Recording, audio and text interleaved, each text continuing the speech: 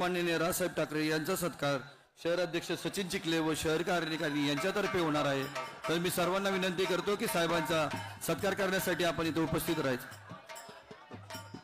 आणि पिंपरी चिंचवड शहराच्या वतीनं या 19व्या वर्धापन दिनी आदरणीय राजसाहेबांचा सन्मान या ठिकाणी होतोय। टाळ्या वाजल्या पाहिजेत, जोरदार विनंती राहील। तमाम मनसैनिकांच्या साक्षीनं फोटोग्राफर दादा समोर प्रेस सुद्धा आहे, प्रेसला पण फोटो घ्यायचे, आपण थोडं एक अँगल द्या, त्यांनाही फोटो घेता येतील। शहराच्या वतीनं आदरणीय साहेबांचा सन्मान होतोय। छत्रपती शिवाजी महाराजांची प्रतिमा आणि यात महाराजांनी वापरलेले शस्त्र हे देऊन महाराजांचा या ठिकाणी सन्मान केला जातो। यानंतर महाराष्ट्र आणि महाराष्ट्र राज्याचा नकाशा, त्यात असणारी विविधता ही देखील एक आकर्षक प्रेमदेव साहेबांचा सन्मान या ठिकाणी केला जातोय। पुन्हा एकदा आपण सर्वजण जोरदार टाळ्या वाजवून साहेबांचं स्वागत करूया। टाळ्या वाजवूया जरा जोरदार।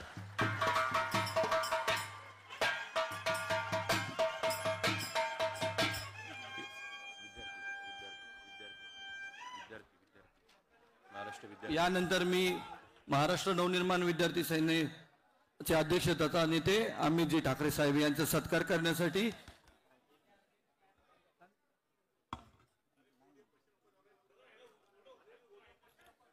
समासवी दोन सत्कार होणार आहे। सरांचे विचार हे विचार करायला लावून एकदा जोरदार टाळ्या। या ठिकाणी आपल्या पक्षनिधीमध्ये सगळी अनेकांचं योगदान आहे। नवी मुंबई शहराध्यक्ष गजाननजी काळे यांच्या वतीनं 15 लाखाचा धनादेश, त्याचप्रमाणे 2 लाख रुपयाचा धनादेश रायगड जिल्हा प्रमुख विद्यार्थीच्या रचिताजी सोनार, प्रसन्न बनसोडे, आदिती सोनार, स्वरूपा सुर्वे, प्रवीण राणे, भारती कांबळे, महेश शुबाळे, त्याचप्रमाणे एकूण 1,90,000 रुपये धनादेश संदीपजी कुलते, 25,000 रुपये धनादेश सन्मानित सतीश वैद्य आणि अरविंदजी गावडे यांच्याकडून 19,000 रुपये धनादेश। धन्यवाद। यानंतर अधिक वेळ न घेता ज्यासाठी आपण सर्वांनी हा अट्टहास जुळवून आणलाय आदरणीय राजसाहेबांचे विचार, आपण सर्वजण जोरदार टाळ्या वाजवून साहेबांचा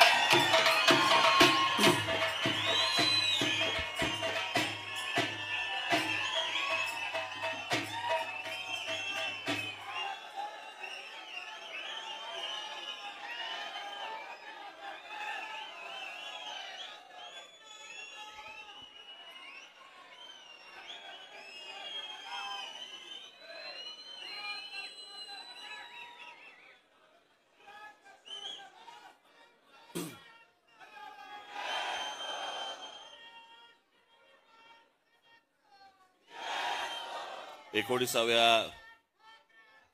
पक्षाच्या महाराष्ट्र नवनिर्माण सेनेच्या वर्धापन दिनाला अडकेल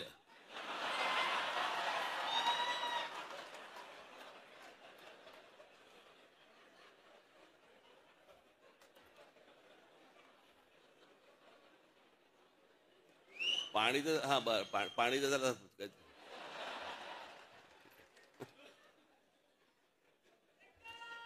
बस रे आता।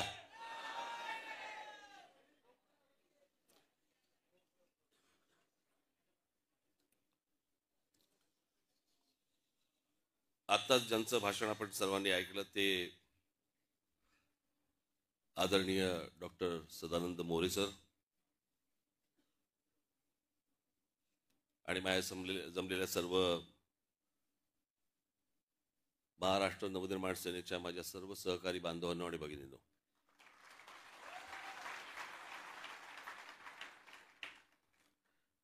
मी आज काय फार बोलणार नाहीये जास्ती, कारण परत एक 20 दिवसावरती आपला गुढीपाडव्याचा मेळावा आहे।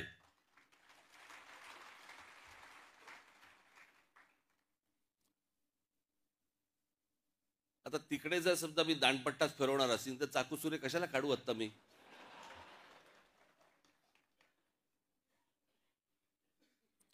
आज मी आलोय तुम्हाला सर्वांना मनपूर्वक शुभेच्छा द्यायला आणि खास करून मी मोरे सरांनी आत्ताच्या परिस्थितीवरती आपल्याशी बोलावं, महाराष्ट्राशी बोलावं। मी अजूनही मी महाराष्ट्रात काही ठिकाणी मी त्यांची व्याख्यानं ठेवणार आहे। आजच्या या सगळ्या परिस्थितीवरती जी महाराष्ट्राचा जो चिखल झालेला आहे आणि तो निव्वळ फक्त राजकारणासाठी आणि राजकीय फक्त मतं मिळण्यासाठी म्हणून तुमची आपापसात डोकी फोडून घेतायत, आग लावतायत आणि हे आमच्या लोकांना समजत नाहीये. मोरे सरांनी अनेक विषय आता सांगितले. रामायण काळापासून त्यांनी अनेक गोष्टी सांगितल्या.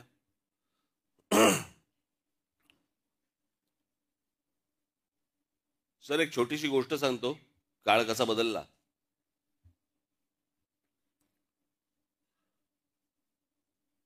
प्रभू रामचंद्रांना ज्यावेळेला वनवास झाला,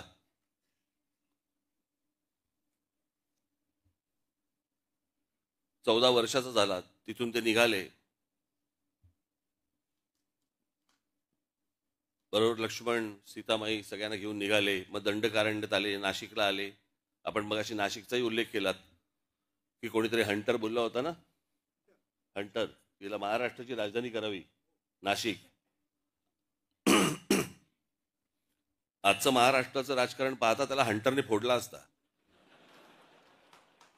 राजधानी नाही, आमची राजधानी, आमच्याकडे करा, आमच्याकडे करा.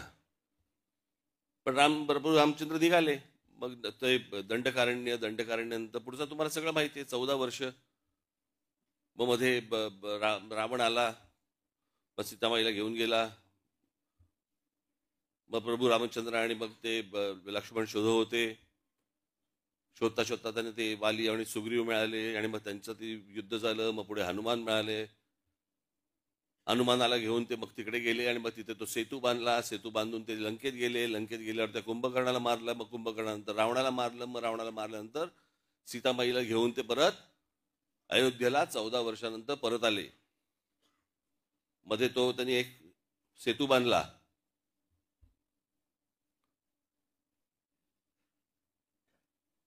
हे सगळं त्यांनी 14 वर्षात केलं. आणि बांद्रा वरळी सी लिंक हा आपण 14 वर्षात बांधला. कुठे अयोध्या, कुठे दंडकारण्य, कुठे गेले, तिथून लंकेत गेले, सेतू बितू बांधून गेले, तिथून परत आले. हे सगळं 14 वर्षात घडले. ही सगळे जे काही कामं सुरू आहेत, जेवढ्या काही गोष्टी सुरू आहेत ना, मी त्याचा सविस्तर मी बोलणार 30 तारखेला आपल्याशी.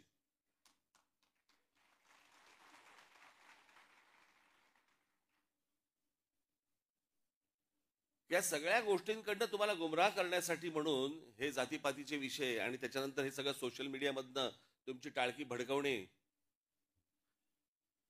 हे जाणून बुजून उद्योग सगळे सुरू आहेत.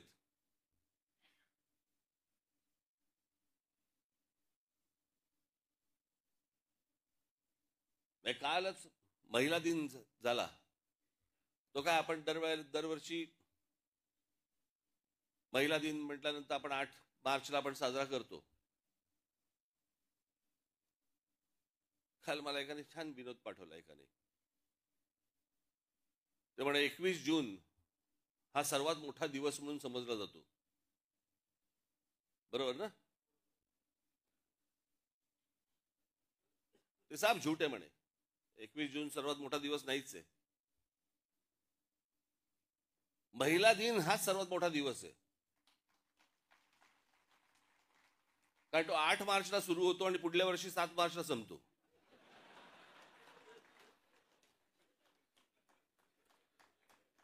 ज्याची ज्याची लग्न झाली असतील प्रत्येकाला हे कळत असेल मी काय म्हणतोय ते.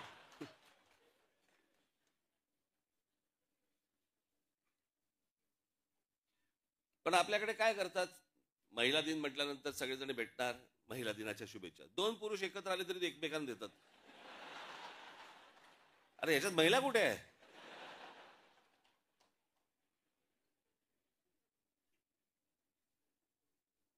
मागचा पुढचा काही विचार नाही, काही नाही, आपले बस शुभेच्छा.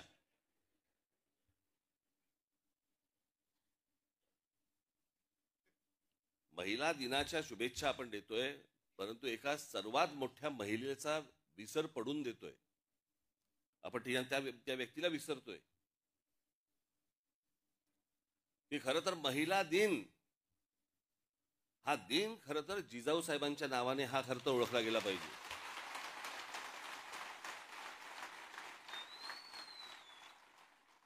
लहान असताना वडील कुठेतरी मोगलांकडे चाकरी करतायत हे ज्या मुलीला पाहवलं नाही, लग्न झाल्यानंतर आपला पती कोणाकडे तरी मोगलांकडे आहे हे ज्या मुलीला स्त्रीला पाहवलं नाही, जिने आपल्या पतीला बंड करायला लावलं, जिच्या मनात सुरुवातीपासून स्वराज्य नावाची गोष्ट ज्या महिलेच्या मातेच्या मनामध्ये होती, तिने आपल्या मुलाकडनं ते स्वराज्य घडवून आणलं. परंतु या सगळ्या इतिहासाच्या मागे एका स्त्रीचं मन होतं, एका महिलेचं मन होतं. ते आपण विसरतो. आज महाराष्ट्रामध्ये इतक्या महिला होऊन गेल्या, महाराष्ट्रातले म्हणजे देशामधली पहिली डॉक्टर महिला डॉक्टर झाले त्या महिला जोशी, आनंदीबाई जोशी. आपण विचार करतो का महिलांचा? इतक्या महिलांचं योगदान आहे आणि खास करून महाराष्ट्रातनं.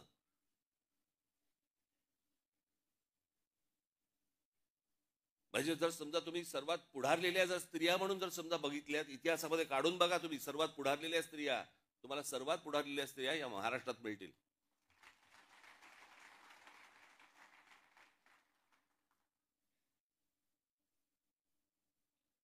नुसत्या कसल्या शुभेच्छा देतोय आपण? त्यातनं आपण काही घेणार आहोत का? आपण काही त्यातनं विचार करणार आहोत का?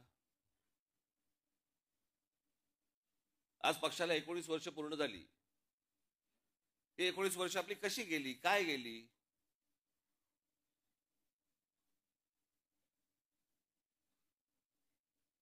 आज असंख्य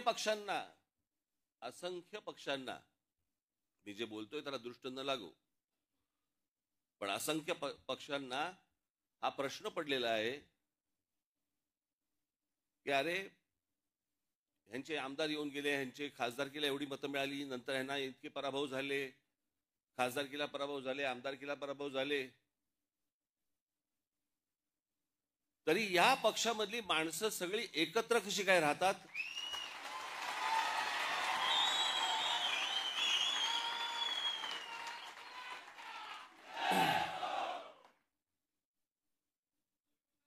फेरीवाले तरी असतात आपले, कष्ट काम करत असतात, कष्टाने काम करत असतात, कष्ट घेत असतात. पण हे आत्ताचे जे राजकीय फेरीवाले आलेत ना, असे फेरीवाले माझ्या पक्षात नाही, आपल्या पक्षात नाही आहेत. आज या फुटपाथवर तिकडनं कोणी डोळा मारला की त्या फुटपाथवर हे असले राजकीय फेरीवाले आपल्याला नाही उभे करायचे आहेत. आपल्याला जे बांधायचंय आपण खणखणीत दुकान बांधू, फेरीवाले नाही होणार.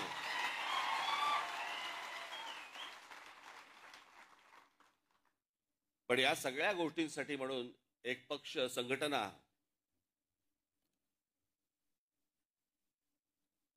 जी सगळ्या ठिकाणी आपली आहेच, पण ती मजबूत करणं जास्ती गरजेचं आहे. खालपर्यंत माझा जो गटाध्यक्ष आहे इथपर्यंत त्याला त्याच्या घरच्यांना पण वाटलं पाहिजे की नाही माझ्या मुलाची काळजी घेतायत, त्याच्याशी कोणतरी बोलतायत. आणि म्हणून पुढच्या 2 दिवसामध्ये त्याला एक आत्ता आकार दिलेला आहे मी. थोडंसं मी त्याचं एक गोष्ट लिहून आणली होती, पण ती काही अख्खी नाहीये. हे इथे सगळे जेवढे बसलेले आहेत व्यासपीठावरती माझ्या सकट, प्रत्येकाचं काम काय, तुमच्या सकट खाली आपल्या महाराष्ट्र सैनिकासकट प्रत्येकाचं काम काय असणार आणि ते दर 15 दिवसाला तपासलं जाणार.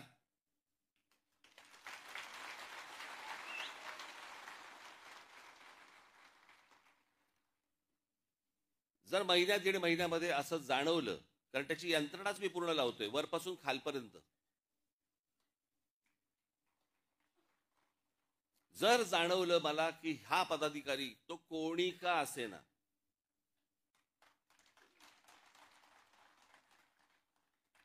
जर मला त्याच्यामध्ये काम चुकारपणा जर समजा दिसला, कळलं का, तर मी त्याला पदावरती ठेवणार नाही. आत्ता सांगून ठेवतो तुम्हाला मी. त्याच्यानंतर ज्या फुटपाथवर जायचं असेल त्या फुटपाथवर जाऊन बसावं त्यांनी.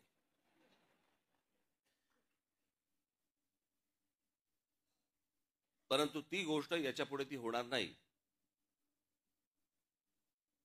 मी काल मला सांगितलं कोणीतरी, त्या दिवशी एक मेळावा बैठक लावली होती मुंबईला, आणि काही मुंबईचे शाखाध्यक्ष आणि काही उपविभागाध्यक्ष आणि विभागाध्यक्ष काही हे हजर झाले नाहीत. म्हणजे हजर झाले नाहीत, त्यांची हजेरी घेतली. आणि मग प्रत्येकाला विचारलं, मग काय काय कारण, एक एक घरचे हे आजारी होते, ते होतं ते होतं काहीतरी. बघ त्यातल्या 5-6 जणांनी सांगितलं, साहेब कुंभला गेलो होतो. म्हटलं गधड्यानो करता कशाला पाप.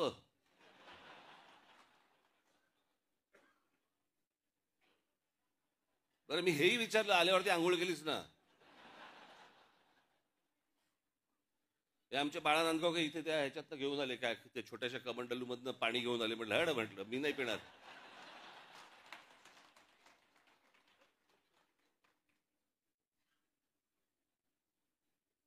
अहो मला सांगा, आता तो सोशल मीडिया आल्यापूर्वीच्या काळात ठीक होतं. मी त्या सोशल मीडियावरती बघतोय, माणसं तिथे आलेल्या बाया बिया हसतायत. आणि बाळा नांदगावकर साहेब गंगेचं पाणी कोण पिईल ते पाणी. चला आत्ताच करोना गेलाय, कोणाला त्याच्याशी काही देणं घेणं नाही. 2 वर्ष झाले तोंडाला फडकी बांधून फिरले आणि तिकडे जाऊन जाऊन आंघोळ करतायत.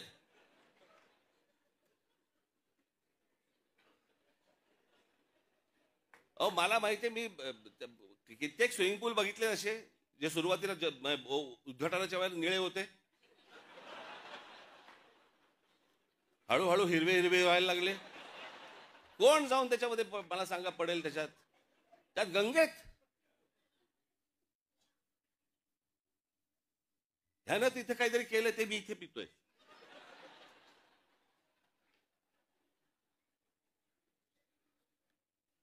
श्रद्धेला पण काय अर्थ आहे की नाही. एक नदी या देशामधली स्वच्छ नाहीये, एक नदी. आणि आम्ही काय नदीला माता. परदेशामध्ये आम्ही अनेकदा जातो त्यावेळेला बघतो तिकडच्या नद्या स्वच्छ नद्या,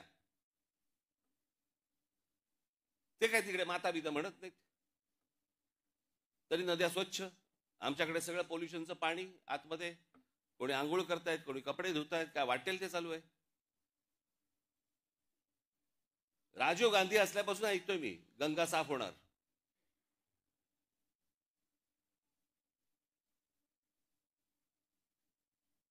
मग मध्ये राज कपूरांनी चित्रपट पण काढला, लोकांना वाटली झाली गंगा साफ, त्याच्यात वेगळीच गंगा. लोक म्हणाले अशी जर गंगा साफ असेल तर आम्ही पण आंघोळ करायला तयार आहोत. अजून पण गंगा काय साफ व्हायला तयार नाही.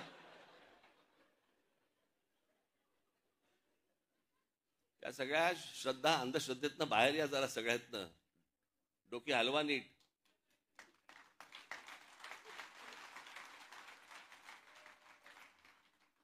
तर ह्या सगळ्या गोष्टी तुमच्याशी आता 12 तारखेला मी प्रत्येकाच्या जबाबदाऱ्या प्रत्येकाकडे दिल्या जातील. प्रत्येक पदाधिकारी त्यांच्या ज्या टीम्स असतील त्या तुमच्यापर्यंत पोहोचतील, तुमच्यापर्यंत येतील. सगळ्याच गोष्टी काही मला उघडपणे सांगता येणार नाहीत, येत नाहीत, येणारही नाहीत, कारण ही संघटनात्मक गोष्ट आहे आणि त्याच्यामुळे ही संघटनात्मक राहिली पाहिजे. त्याचे रिझल्ट हे निवडणुकीला आपल्याला बाहेर दिसले पाहिजेत. या दृष्टिकोनातनं ही सगळी रचना आपल्यासमोर लवकरच आणतो आहोत. मी सर्वांना परत एकदा 19 तारखेच्या 19 वर्ष झाली त्याच्या मी आपणा सर्वांना मी मनपूर्वक शुभेच्छा देतो. आणि आपण जमलेले सर्व जण आणि माझ्या महाराष्ट्रामधल्या प्रत्येक माझ्या महाराष्ट्र सैनिकांना मी विनंती करतो की येत्या 30 तारखेला गुढीपाडव्याच्या दिवशी जल्लोषात गुलाल उधळत आपण सर्वांनी शिवतीर्थावरती यावं अशी मी आपल्या सर्वांना विनंती करतो आणि आपल्या सर्वांची मी रजा घेतो. धन्यवाद. जय हिंद, जय महाराष्ट्र. आणि आदरणीय साहेब, या सर्वांच्या साक्षीने या ठिकाणी सांगतो की आम्ही फुटपाथवर बसणारे नाही. यानंतर राष्ट्रगीत आणि राज्यगीत होईल. राज्यगीत आणि राष्ट्रगीत सर्वांना विनंती आहे आपण शब्द उभं राहूयात.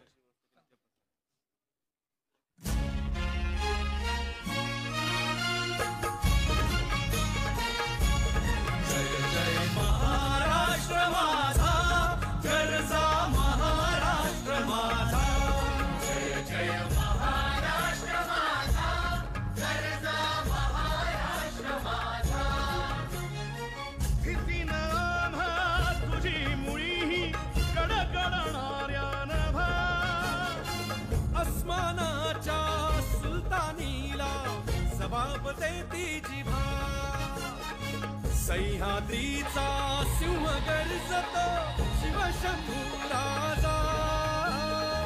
दरी दरीतून नाद गुंजला महाराष्ट्र माझा. जय महाराष्ट्र माझा, गर्जा महाराष्ट्र माझा. काळ्या छातीवरी कोरली अभिमानाची लेणी. ओलादी मनगटे खेळती खेळ जीव घेणी. दारिद्र्याच्या उन्हात शिजला, निढळाच्या घामाने भिजला.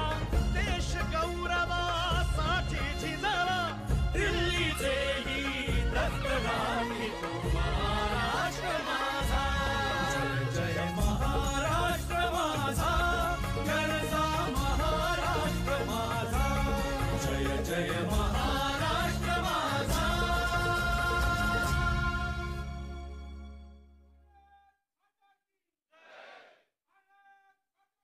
यानंतर राष्ट्रगीत होईल.